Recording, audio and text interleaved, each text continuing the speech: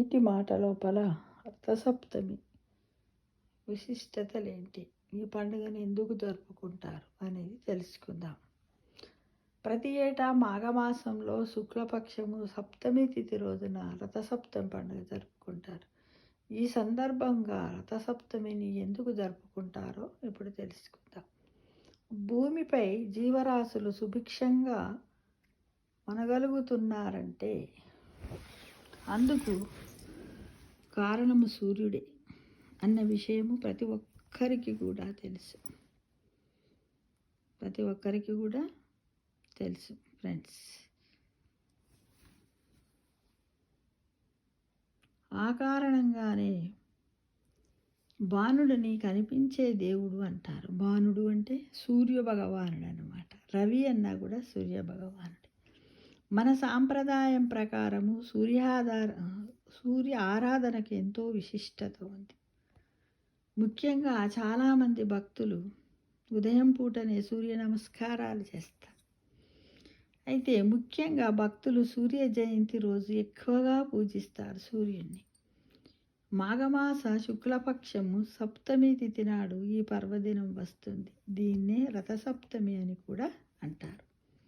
సూర్యుడు 7 గుర్రాలపై రథంపై దక్షిణాయనం ముగించి పూర్వోత్తర దిశగా ప్రయాణం సాగిస్తుందని భక్తులు విశ్వసిస్తారు. అది ఈ రోజు నుంచే ప్రారంభం అవుతుంది. మాఘసప్తమి నుంచి రానున్న 6 మాసాలు ఉత్తరాయణ పుణ్యకాలముగా పరిగణిస్తారు.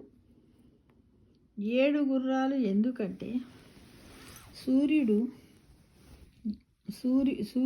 7 గుర్రాలు 7 వారాలకు సంకేతం. ఈ 7 గుర్రాలను వేద ఛందస్సులు అని అంటారు. గాయత్రి, త్రిష్ణుఫ్, జగతి, అనుష్టుప్, పంక్తి, బృహతి, ఉష్ణిక్ అనే ఈ 7 గుర్రాల రథంపై బాణుడు స్వారీ చేస్తాడు. మేషము నుంచి మీనం వరకు ఉన్న 12 రాసుల్లో ప్రయాణిస్తారు. ఈ 12 రాసులను పూర్తి చేయడానికి సూర్యరథానికి ఏడాది సమయం పడుతుంది. అంటే 365 రోజులు పడుతుంది అన్నమాట. అలానే రోజుకు 24 గంటలు, గంటకు 60 నిమిషాలు. ఈ విధంగా కూడా మనం దాన్ని క్యాలిక్యులేట్ చేసుకోవచ్చు మిత్రమా. సూర్య జయంతి అంటే సూర్యుడు పుట్టినరోజు కాదు.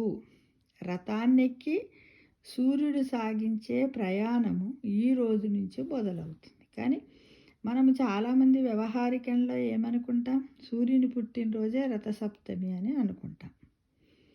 12 రాసుల్లో సంచారము విశ్వం ఒక వృత్తంలా భావించినట్టయితే, విశ్వం అంటే మన భూమి ఒక గుండ్రంగా ఉందని భావిస్తే దానికి 36 డిగ్రీలు ఉంటాయని గణిత శాస్త్రం చెబుతుంది. సూర్యుడు రోజుకు 1 డిగ్రీ చొప్పున సంచరిస్తూ 365 రోజుల్లో ఈ వృత్తాన్ని పూర్తి చేస్తాడు. అంటే 1 సంవత్సరం. అందుకే జ్యోతిష్యులు ఈ సృష్టి చక్రాన్ని 12 రాశులుగా విభజించి ఒక్కొక్క రాశిని 30 డిగ్రీలుగా విభజించారు. సూర్యుడు ఒక్కొక్క రాశిలో సంచరించే కాలాన్ని 1 మాసంగా పరిగణించారు. అంటే 30 రోజులుగా.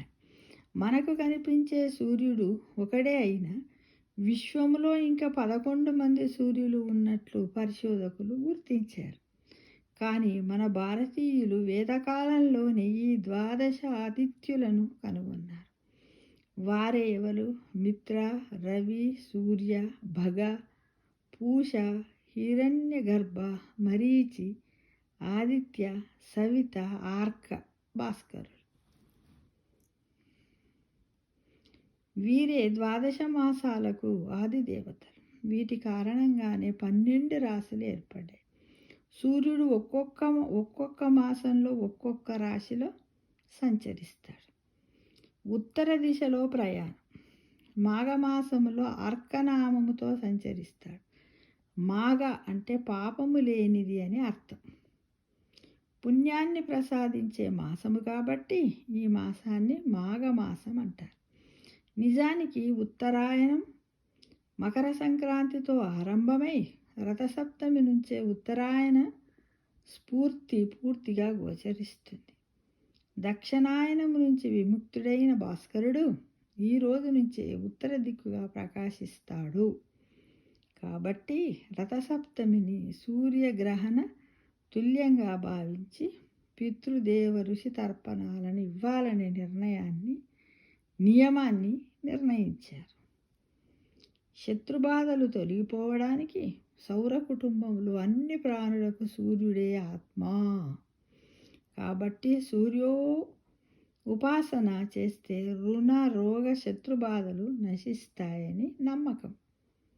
మన మంత్రపుష్పాలలో ఒకటిగా పేర్కొనే యోపం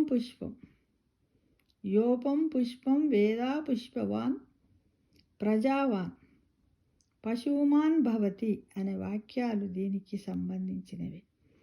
సూర్యారాధన చేసేవాడు పుష్పవంతుడు, సంతానవంతుడు, పశు సంపద సమృద్ధివంతుడు అవుతాడు. సూర్యకాంతిలోని కిరణాల ప్రభావం వలె శరీరానికి సిద్ధంగా విటమిన్ డి లభిస్తుంది. సూర్యకిరణాలు శరీరంపై తప్పక ప్రసరించాలి. అందుకే వైదిక వాంగ్మయము సంధ్యావందనము, సూర్య నమస్కారాలు, ఆర్ఘ్య ప్రాదానము మొదలైన ప్రక్రియల్ని ప్రవేశపెట్టింది అనే విషయాన్ని మర్చిపోవద్దు. ఓం నమో భాస్కరాదిత్యాన్ నమః. ఓం నమో చిద్భాస్కరా అని ఇలా రకరకాల నామాలతో భగవంతుని ఓం నమో సూర్యదేవాయ నమః, ఓం నమో భాస్కరాదిత్యాన్ నమః, ఓం నమో చిద్భాస్కరా అంటూ వివిధ నామాలతో సూర్యుణ్ణి మనము నమస్కరిస్తాము, ఆ విధంగా ఆరాధిస్తాం. ఫ్రెండ్స్, శుభమస్తు. సమస్తలోకా సుఖినో భవంతు.